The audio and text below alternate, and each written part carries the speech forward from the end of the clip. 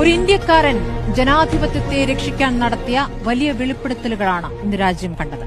ജനാധിപത്യത്തിനുമേൽ വീണ അണുബോംബ് എന്ന വിശേഷണത്തോടെ വോട്ട് കൊള്ളയുടെ വലിയ തെളിവുകളുമായിട്ടാണ് രാഹുൽ ഗാന്ധി എന്ന ഇന്ത്യക്കാരൻ ഇന്ന് മാധ്യമങ്ങളെ കണ്ടത്.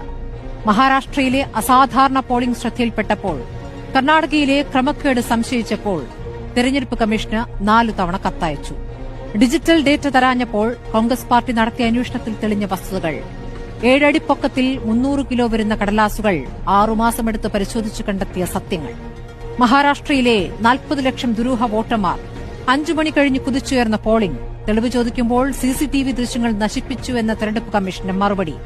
കോൺഗ്രസ് പരിശോധിച്ചത് ബംഗളൂരു സെൻട്രൽ ലോക്സഭാ മണ്ഡലത്തിലെ ക്രമക്കേടാണ്. അതിലുൾപ്പെട്ട മഹാദേവപുര നിയമസഭാ മണ്ഡലത്തിലെ ക്രമക്കേടാണ്. 4 ബൂത്തിൽ വരെ വോട്ടുള്ളവരും 4 സംസ്ഥാനങ്ങളിൽ വോട്ടുള്ളവരും 70 വയസ്സുള്ള കന്നി വോട്ടറും അന്വേഷണത്തിൽ തെളിഞ്ഞുവന്നു.